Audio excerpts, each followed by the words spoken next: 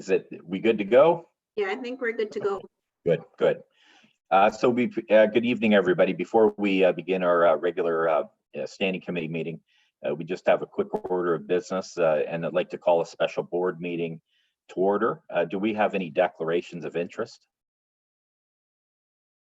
Seeing none. Our information item, so this is to have a public confirmation of our board decision regarding the contract with our integrity commissioner. And I'll turn that over to Trustee Templeton, who has a motion to read. Thank you. The board publicly confirmed the termination of the contract of the Integrity Commissioner as of April 29th, 2020. And the board publicly confirmed that it remains firmly committed to the Code of Conduct for Trustees as required by the Education Act and to the important role of the Integrity Commissioner, and that the board initiate a search for a new Integrity Commissioner as soon as possible. Thank you. And we have Trustee Forbes is going to second that motion. Yeah, all in I second favor? that. Thank you. Thank you, Trustee Forbes. All in favor? And or is anybody opposed? Seeing none, that motion's carried. And do I have a mover to adjourn? Trustee Lundquist? Sure. Sure. And could we have Trustee Thatcher second that?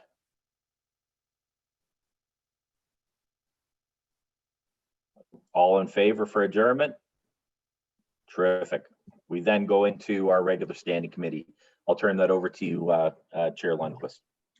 Thank you, and welcome to the standing committee meeting of May 4th. I will not make a bad joke about May the 4th be with you.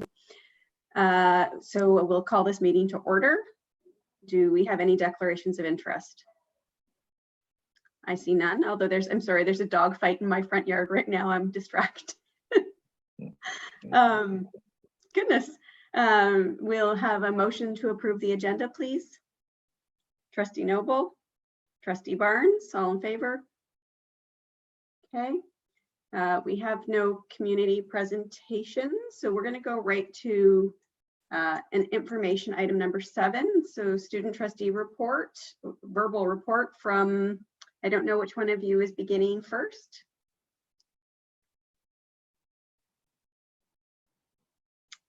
Trustee Messeret or West?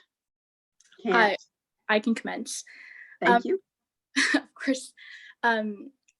So I'm going to provide an update from OSTA. So at this time, we recognize kind of that our government, our school boards, and our educators must continue to be accountable to protecting the students' educational attainment and well-being. As such, we at OSTA have released a feedback form to gather student perspectives on the current distance learning situation and some of the ways in which it can be enhanced.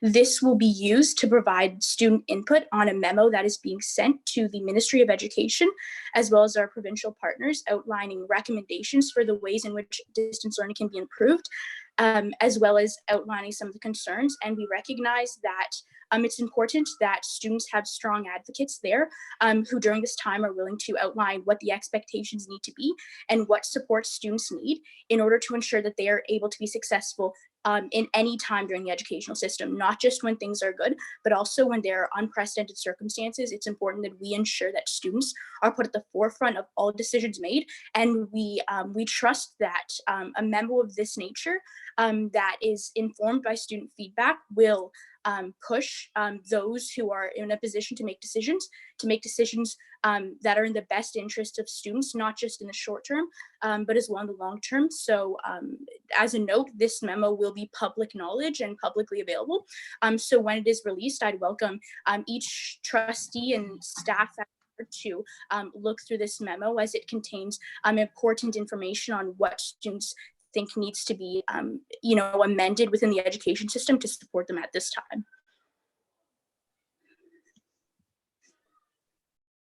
Thank you. Trustee Wang or Trustee West? I can go ahead. So thank you. On behalf of our students, I'd like to thank the amazing efforts at our board to hear out the diversity of circumstances and challenges that students are facing at this time. The student consultation done on the thought exchange was definitely a success in helping students feel that they and their situations matter. And while we're all at home, I think the three of us have found social media to be a particularly important tool in maintaining connection between peers and being a significant communication channel for announcements. As we know, the situation is always changing, and we're looking forward to continuing to support student feedback. I'll pass it off to Tyler. And I will just, We've lost your audio, Tyler. there we go. I'll just conclude our report by saying over the past month, we've had a great time answering a lot of questions from students in understanding and working through distance learning. We also want to take this time to thank our student senators who have been an absolute lifeline in terms of communication across the board and helping us spread and receive questions from students in order to make everything clear. That concludes our report, and we're happy to answer any questions. Thank you, Trustee West. Questions, trustees? I don't see any, so I will just observe that all three of you have been quite zealous advocates on behalf of students over the course of this distance learning kind of nightmare. And I know that we all appreciate the work that you're doing on their behalf, so thank you. We're going to move to item 7B on the agenda, the distance learning update with Acting Director Nora Marsh, please.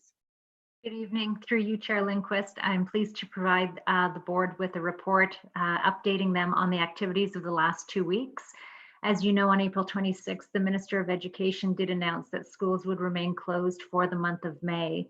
In that announcement, he also indicated that all exam days and professional learning days would be converted into instructional days for students, as well as an enhanced summer learning program being launched for students. Not a lot of details yet about the summer learning program, but there is a provincial working table that has been struck, and they will be looking at those enhanced opportunities. We did in fact launch our summer learning program for secondary through e-learning last Friday. That was our normal regular timing, and we paused on offering our face-to-face at this time, but certainly we've seen high subscription to our own summer school e-learning at secondary thus far. He also suggested that we actually thought as a result of that we would launch our own thought exchange, which the student trustees have referenced. So that closed on Friday.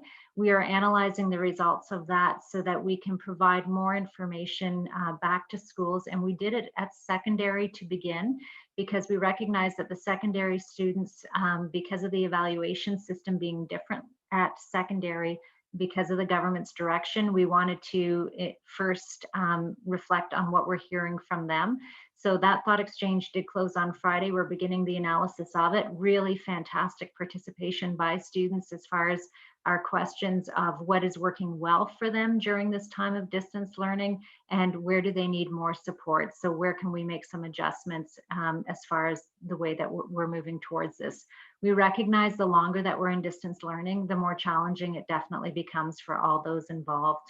So last week we did focus then on some communication to secondary educators, and we launched for them principles of distance learning now that we know we're into it for another month. That built on our first phase, but I think took into consideration now that we know it's a longer term period of distance learning. And I'm going to ask Superintendent Nevels to very briefly highlight some of the direction within that document for educators. And then I'll take it back as far as where we're going with the elementary.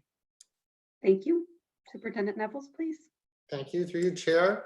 If you look on page 2 of the document that was shared last week, it really highlights the fundamental principles that we wanted all educators to be focused on during this time of distance learning. The first being human rights and equity. And our first principle is that we will ensure human rights and equity are considered in all aspects of distance learning. Following this, we place importance on the well-being of students and maintaining as much as possible the engagement of students through distance learning. Following that, we reinforced that learning is not usual during this time and the need for educators to prioritize key expectations and adjust these to reflect the reduction in learning time. And finally, once these have all been considered, remind educators to prioritize grades prior to March 13th and focus on learning and feedback versus summative evaluations. Sorry about that. Remembering to maintain what is in the best interests of students and providing opportunities to support their growth. The following pages, on pages 3 through 8, we explore each of their principles in greater detail, and where possible, highlight relevant publications that link specifically to distance learning. Within the first principle, we emphasize the need for everyone to be flexible and to meet the needs of all students. Knowing that distance learning has the potential to disadvantage individuals if we are not mindful. Within the second principle, we ask teachers to continue to stay connected to all students using whatever means possible to make contact and continue to ensure student well-being. And in the third principle, we remind that during this crisis, we need to prioritize student mental health over academics. On page 6, you'll see that we reiterate that the most important aspect of focus at this time is the continuation of actual teaching and learning, and provide a note to draw attention that students with special education needs will continue to require similar supports as they did during face-to-face classes, but may also require different supports during this time, as may all students. And finally, knowing that we are continuing with distance learning for another 4 weeks at least, we ask teachers to look at the entire curriculum and determine what are essential skills and understandings that students will need to be successful in their next grade or course.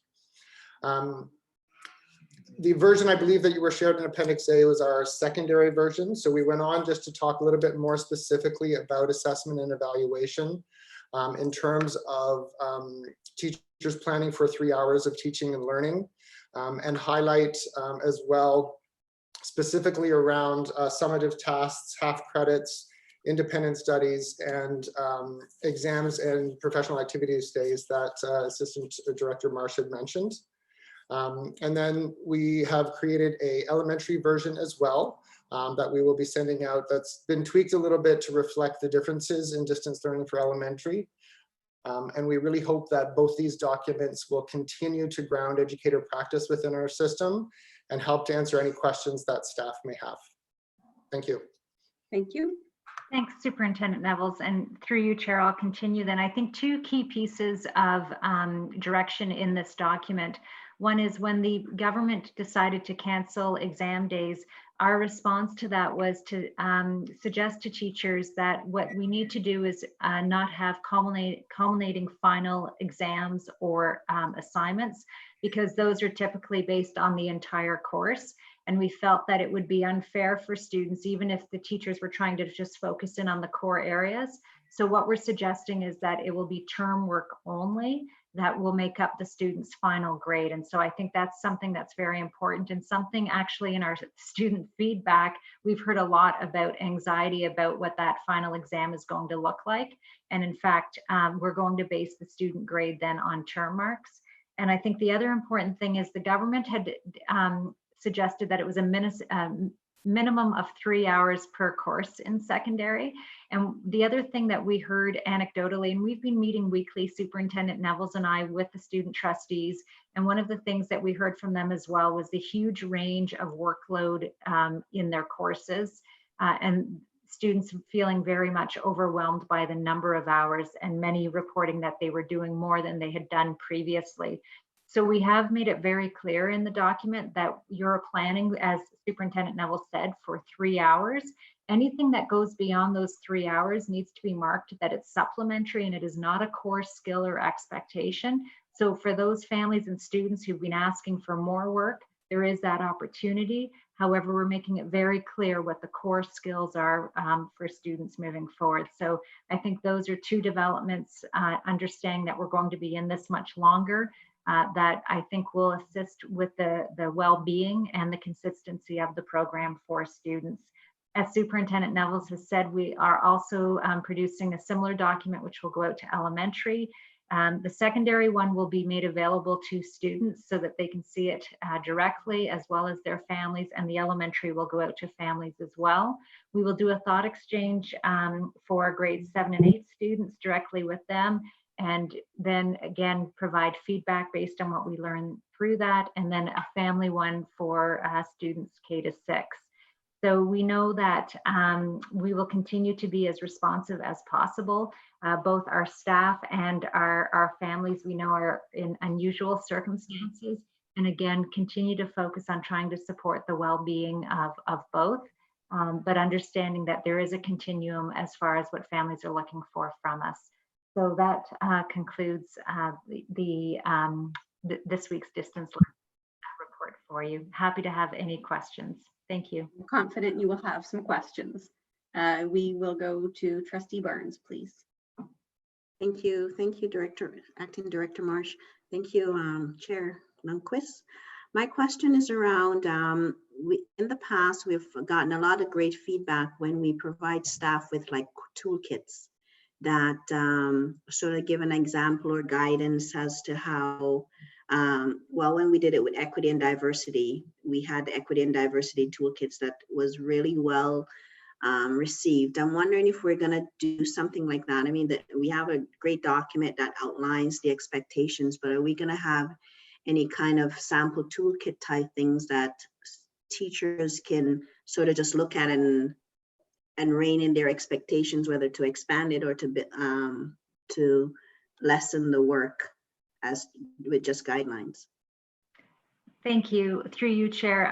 It's an excellent question. And yes, on the Spark landing page, you may recall that we have those work teams based on grade and then subject area as it gets later in the grades. And so in there, what we're asking educators to do is to put materials, to put in lesson plans, to put in sort of things that have worked very well for students. And so we've had high subscription to those Google communities. And so yes, all of those materials are there on the Spark page. In addition to that, however, what we are trying to do is create a very simplified, streamlined version for those educators who are still having a difficult time with the engagement part for students, to provide some promising practices to them. And so that document will be forthcoming. But in the meantime, we have had high subscription. I think I do include the numbers in the report, but I don't remember them off the top, but there's high level of subscription, and it is done by grade, understanding that depending on the age of the child, the strategy may be different, as well as connected to the prioritized curriculum expectations. Okay, thank you. Okay, so we'll go to Trustee Forbes, please. Thank you, Chair Lundquist. So I'm really continue to be impressed with the thoughtfulness that you know, everyone is putting into distance learning, and you know, addressing kind of the whole child, the whole student, as they are on this rather extraordinary journey. And I was just wondering, because we are going to have students with so much additional screen time, I was just wondering, embedded, are we asking, or in a toolkit or in some sort of instructional document, I don't know, also reinforcing some of those internet safety things that we likely have covered throughout the course of a curriculum, but maybe reinforcing things that may have already been said, or just because our students are going to be obviously online much more than they would be during the course of the day. Thank you. I'm not sure, Superintendent Malia, or whether you want to answer this, or Malia, or whether or not, I think you're probably the best person. We've been working at this in a very coordinated fashion, so sometimes it's difficult to know who to turn to, but Superintendent Malia is actually chairing the Distance Learning Steering Committee, so I'll turn it over to her. Thank you.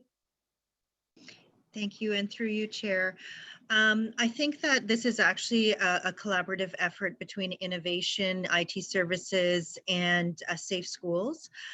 Safe Schools has definitely been very proactive in terms of putting out those reminders and making sure that staff are aware and reminded of what needs to be done in terms of keeping our students safe online.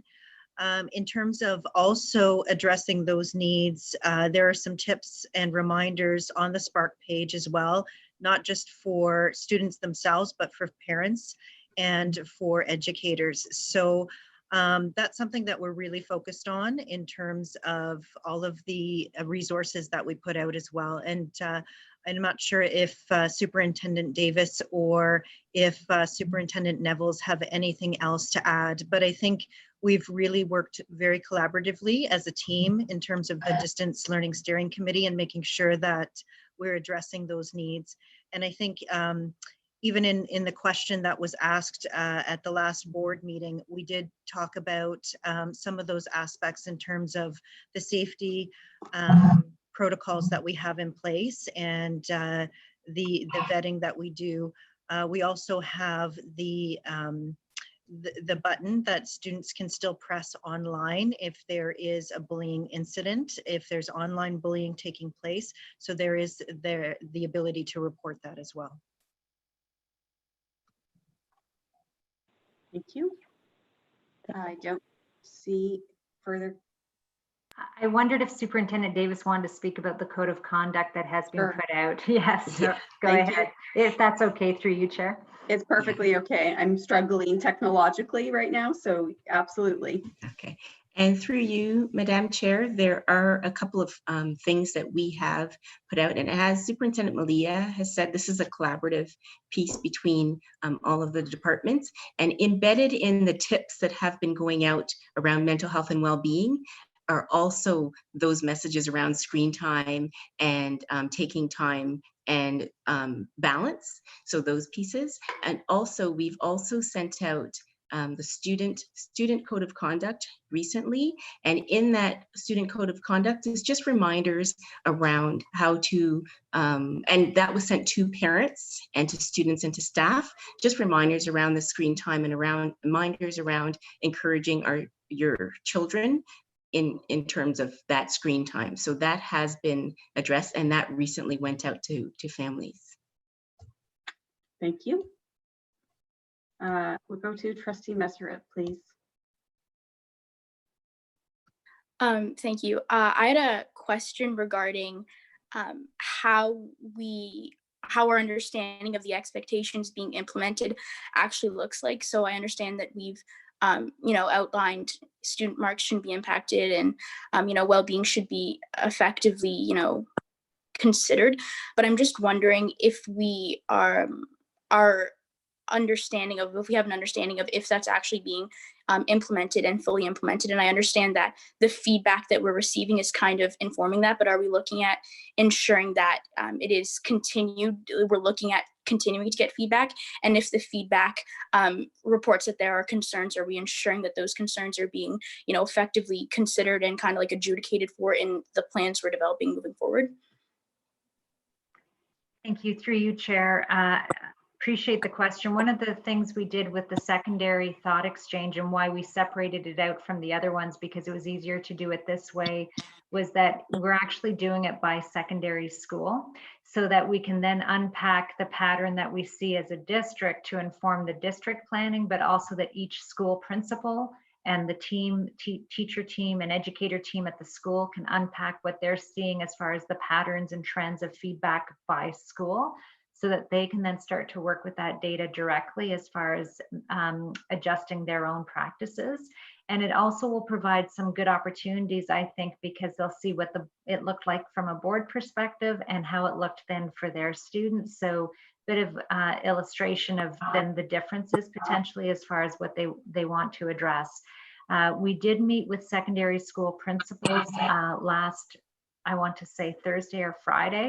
I think it was last Thursday it was. And so we also reinforced with secondary principals and vice principals the patterns and themes that were coming out and asked them to reinforce them at the school level.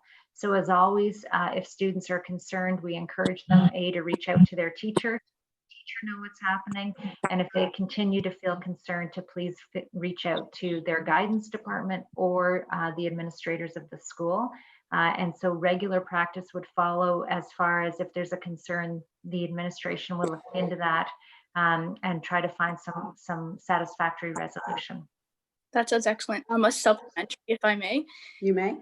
Okay. I'm also wondering if we're providing individualized support to schools, because, you know, just based on where a school is located, their students may have very different challenges. And so I'm wondering, when we're, you know, having those meetings with our principals, are we ensuring that we're, as a school board, providing supports that are more conducive or conductive to that school environment? So for example, a school in the north may have very different challenges than a school in Oshawa or in Whitby. And so are we ensuring that we're providing that more specialized support, so we're actually you know, really reaching the individualized student needs as opposed to kind of standard across the board? Thank you. Through you, Chair. About 9 days ago, we asked all of the schools to fill out, based on individual student engagement, where the student was at as far as engagement, what the school was doing as far as trying to mitigate where there were challenges. And we made the commitment that then we would reinforce with central supports where we were seeing significant concerns around engagement of students. So in fact, we've collected by school individual numbers, as well as the plan for each student, understanding that at this time there's a real opportunity to lose touch with students, and that was of high concern to us. So we wanted to make sure we were mobilizing not only centrally as far as adjusting our resource allocation to where it was needed most during this period, but also leveraging community partners. And Inclusive Student Services is leading this work as far as the leveraging then of community partners to help provide support as needed. Thank you. Thank you. Thank you. We'll go to Trustee West, please. Less of a question, more of just a comment. I just wanted to thank staff for really prioritizing student voice during this time. I think with the thought exchanges and all that's going out right now, it's really amazing to see all the engagement that we're having with students. And I think we're getting the data that shows that is valuable. But it really shows our board's commitment to hearing from the students and listening to their concerns and the things going well and the things not going well. So I just really wanted to thank staff for prioritizing that, and to encourage them to continue to do so. As we are seeing it, it is very valuable. Thank you, Trustee West. I will go back to Trustee Forbes. Thank you. Sorry, I just have one more question, and I guess it's not really anything. It's maybe just a comment or a worry, I guess, that I have, is that I mean, we know that we have a spectrum of students, a spectrum of need, a spectrum of, you know, like Trustee Meseret said, very different needs across the region. And I guess my concern is, and is there any concern when we come back, so finishing off this year, but also re-engagement, and how do we keep, how do we not lose anyone, right? So that we want them to finish, say, high school, we want them to be successful. And I guess, you know, I guess that's my worry. So I don't know if that's on your radar. I'm sure it is, but I just thought I would ask that. Thank you. Thank you, Trustee Forbes. Through you, Chair Lindquist, I'd actually like to turn it over if Superintendent McCauley is available, only because we've been talking about this already from a planning perspective. And I think Superintendent McCauley was really eloquent in a meeting this morning when we were talking about this particular issue. So I think it would be best, rather than me paraphrasing her, to let her recapture what she said this morning, if that's okay. Perfectly okay. Thank you. Superintendent McCauley. Thank you, and through you, Chair. So now to remember what I said this morning. Our social work team, again, working with our student success team, has been going through that data as Acting Director Marsh referenced. We had school teams reference about 1,700 students that they were seeking some support with in terms of engagement of our 71,000 students. So school teams have done an exceptional job at prioritizing engagement, connection, being creative at a school level. And then our team is working with that. Student success, inclusive student services, and then a reach over to safe schools as well. As Acting Director Marsh mentioned, our connection with our community partners is really key in the moment. To your point, Trustee Forbes, around transition, we know that there will be heightened needs when students re-enter classrooms, and that classroom community will need to be rebuilt. Very conscientious in a deliberate way, recognizing that this has been a different experience for all of our students. And to echo our student trustees, that student voice piece and hearing what our students need and keeping that time and focus on our classrooms will be essential. So our team, from a clinical perspective and then from an educator perspective, is already looking at how we need to build our transitions differently over the next 2 months, but then also supporting how we re-enter our classrooms. And again, as the information shared this evening, this is a full team effort looking through all of the lenses across the departments. But we really do recognize that it won't just be a matter of reopening our doors and our students re-entering from the world with which they left.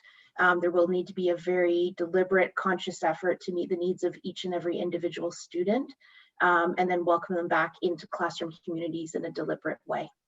I would echo as well to an opportunity through student success. There has been reach out and opportunity to your point about graduation, a reach out to those students that have not yet finished their volunteer hours, and an opportunity right now to do so.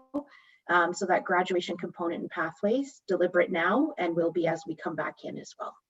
Thank you for your question this evening. Thank you, Superintendent McCauley. We will go to Trustee Edwards, please.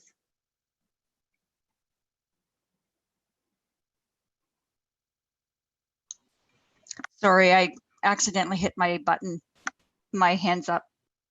Oh, okay. So do we have, doesn't appear that we have further questions. So thank you for the report. I know that this is an ongoing challenge and it's going to continue to be a challenge for some time, I think. That will take us then to the next item on the agenda, Igniting Accessibility with Superintendent Heather Mundy, please. Thank you, and through you, Chair Lundquist. The report can be found on page 16 of the agenda. The Durham District School Board is committed to ensuring an environment that supports independence, dignity, and respect. To achieve this goal, the Durham District School Board undertakes to continually improve accessibility in order to provide greater equity for all. The multi-year accessibility plan, in accordance with the Integrated Accessibility Standard, outlines the intentions of the board to meet its obligations under the Ontarians with Disabilities Act, as well as implement the recommendation from the Ontario Human Rights Commission policy on accessible education for students with disabilities. The annual status report provides information on actions related to the goals outlined in the Ignite Accessibility Multi-Year Plan for the 2019 year. I would like to recognize the collaboration by all departments in the board to address accessibility and to work together to best serve our students, staff, and community. Please see the annual status report, which can be found on pages 20 to 27, with details of the actions taken during the 2019 calendar year. Thank you, and that is my report. Thank you, Superintendent Mundy. We will go first to Trustee Edwards, please. Thank you for the report on accessibility. And I think during this pandemic, we have definitely seen where there's gaps. I'm just wondering if we're going to be looking again, because I know a strategic plan, we're looking again at addressing some of those gaps, changing our objectives, and altering the plan per se, based on what we have learned to this point in time. Thank you, and through your Chair Lundquist, that's a great point in terms of reflecting on where we are. One of the things we do want to do is take time to really look at the goals that we've already met, and then start to set goals toward meeting those next parts. And I think analyzing what's been successful is key in that. Thank you. I don't see further questions. Okay, so we will move on to, thank you, Superintendent Mundy. We will move on to item 7D on the agenda, Children's Mental Health Week, which is this week, May 4th to 8th. And we will go to Superintendent Davis, please. Thank you, Madam Chair. And through you, this report can be found on pages 28 to 32 of your agenda package. The purpose of this report is to share information regarding Children's Mental Health Week 2020. May is known as Mental Health Awareness Month. And during the first week of May, from May 4th to 8th, we celebrate Children's Mental Health Week. The purpose of Children's Mental Health Week is threefold. 1, to increase awareness of child and youth mental health. 2, to decrease stigma. And 3, to understand that helps and supports are available. Children's Mental Health Week gives DDSB an opportunity to acknowledge and reinforce the efforts underway at our schools and with our community partners. To continue this work in mental health, we've provided a calendar of activities to schools, and these activities are related to the following themes: Mindful Monday, Talk About It Tuesday, Wellness Wednesday, Thankful Thursday, and Fitness Friday. Wednesday is also Shine Green Day, the day when DDSB schools and schools communities are invited to wear green to raise awareness about mental health. Participants are encouraged to post pictures and messages to social media. We recognize through research that mindfulness, talk, wellness activities, gratitude, and healthy habits contribute to physical as well as mental health. Please see Appendix A on page 32 for an outline of the themes.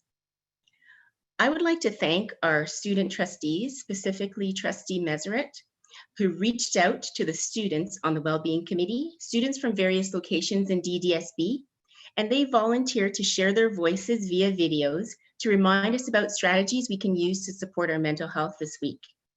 So with the help of our communications person, let's hear from Amrita, a student from J. Clark Richardson. She has some thoughts to share about Mindful Monday.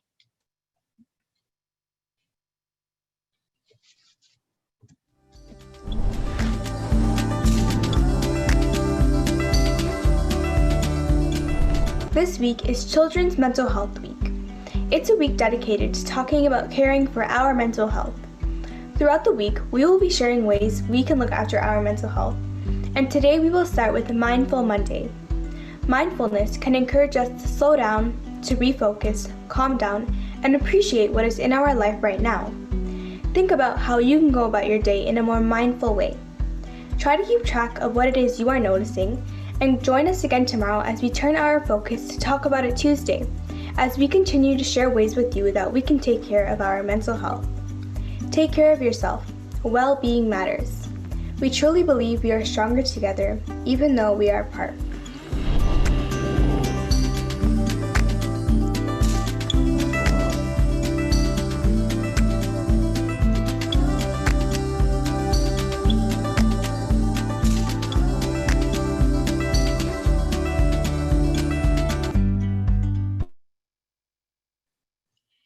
This video, as well as tips, will be shared via social media this week. Hashtag DDSB Wellbeing, hashtag Stronger Together Even When Apart.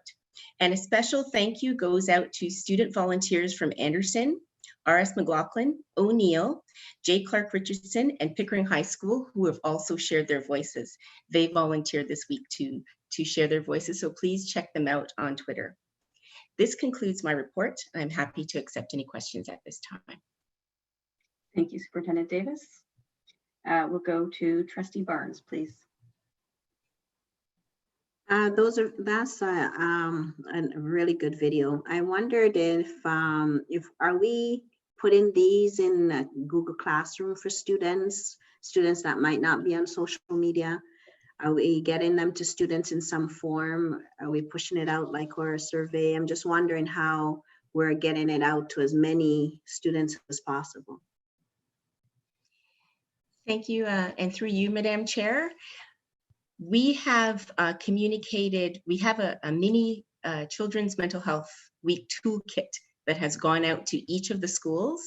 Each teacher has received this. And if you check on social media, you will see that some schools have taken these videos and tweaked it to their own school and have reposted it. So they do have access to this as a part of their school toolkit. So the students are seeing this through their teachers, through their schools, and also we have a social media campaign. Thank you. We'll go to Trustee Morton, please.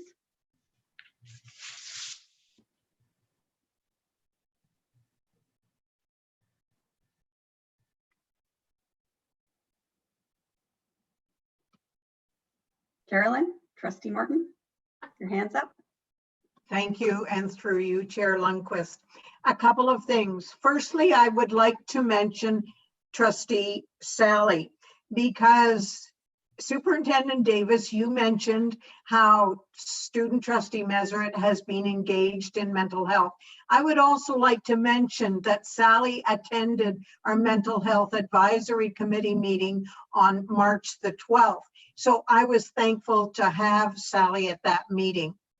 Secondly, I want to remind us that this is Mindful Monday, and student well-being is extremely important. But I think we also need to be cognizant of staff well-being. Our students and our staff are tied together. This is really important, especially now in these very trying times. So let's recognize the mental well-being of students and staff. Thank you. Thank you.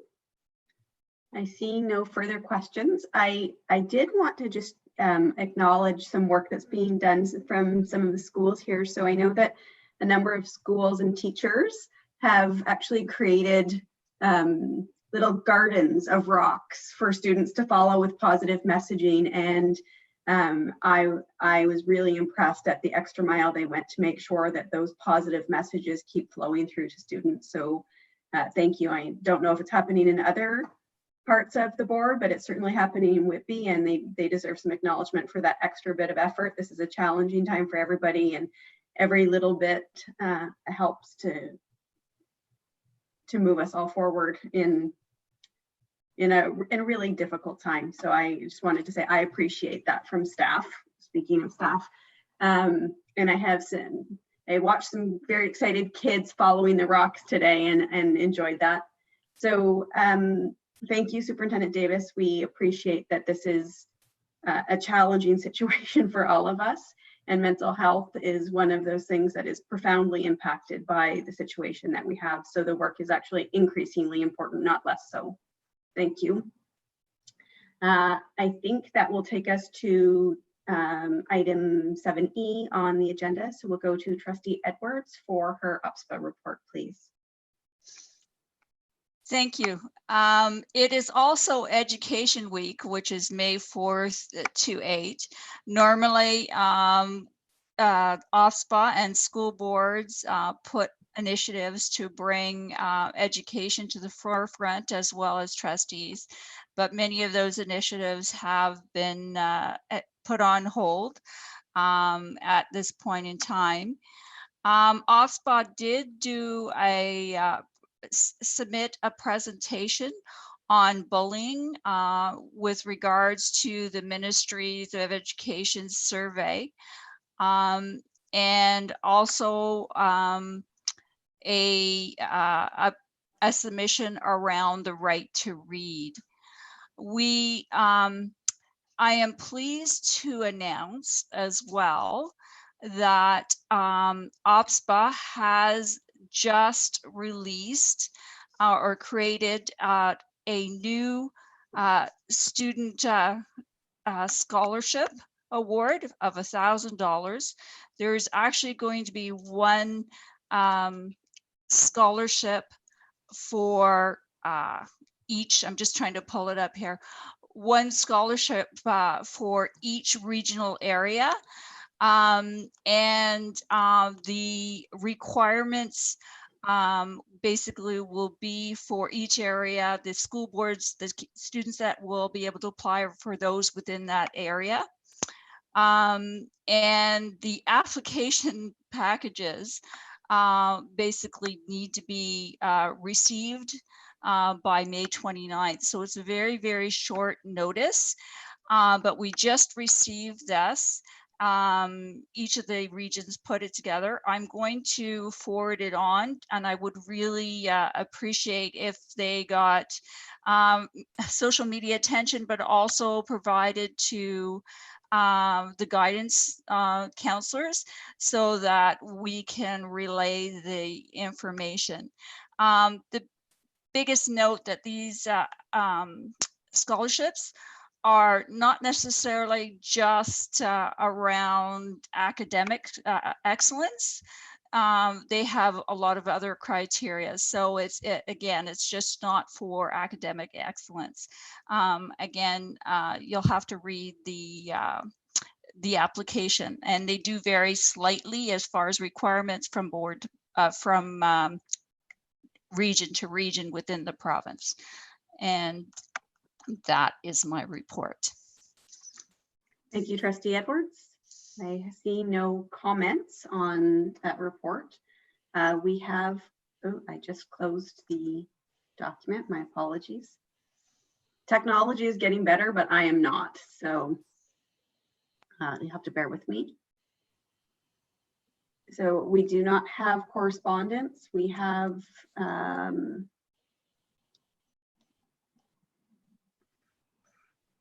no committee reports. I did want to just reference something in other business, if I may. Trustee Edwards has raised an important point, which perhaps should have been addressed in the previous board meeting, but she's not wrong in saying that the need to have haste in hiring a new IC is important, and so she and I support the idea of forming a committee to immediately begin a search for a new IC.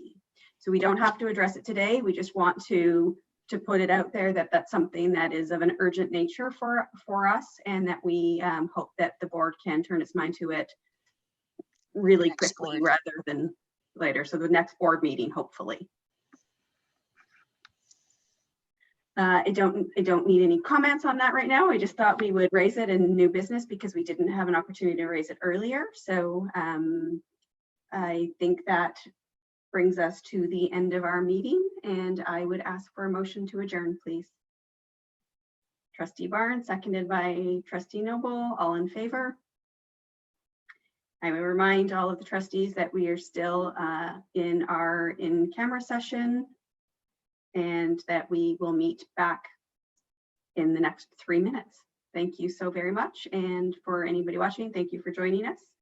And we'll see you on two Mondays from now. Thanks.